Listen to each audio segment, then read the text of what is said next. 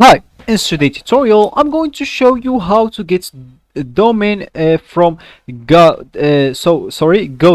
to Squarespace. So first of all, of course, you'd like to go to your browser and then just open it, of course. Then go here to the URL, type squarespace.com, hit the enter button to go straight into Squarespace website. Then of course that will actually be your home slash main screen, and from here you can actually create your account if it's your first time using the website. If it's not your first time, just go create for you some templates. And of course, if you already have that, just go and click at your icon here, which it will take you into your dashboard, and here you'll find every template that you choose or you worked on. So for me, I'm just going to click at one of those.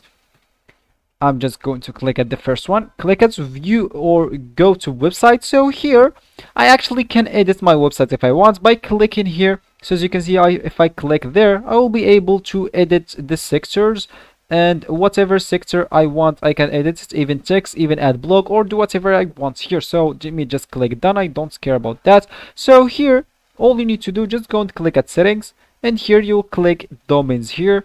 Then click if you want to get a domain from Squarespace. Of course, you can go and click on that. If you have a domain, or as we said, if you want to export a domain from GoDaddy, or sorry, import, just go click at use a domain I own. So here you'd like to use a domain example. So let's say maybe game, sorry. So they are actually telling me, wait, we don't recognize that format. Please enter only your domain name and TLD like example. Okay, so let me just go here, go to GoDaddy. Let's just copy this, go here back and click like that. So as you can see here, we have registered with GoDaddy on, like they are telling you when they registered from that. So of course here you can transfer your domain from GoDaddy or connect to GoDaddy. As you can see, this one is recommended, so just go and click on that, and here they will just actually authorize a code. So as you can see, before you get started, check your current registry and prepare your domain transfer. Domain can take up to 15 days to transfer, so they will send you actually a code.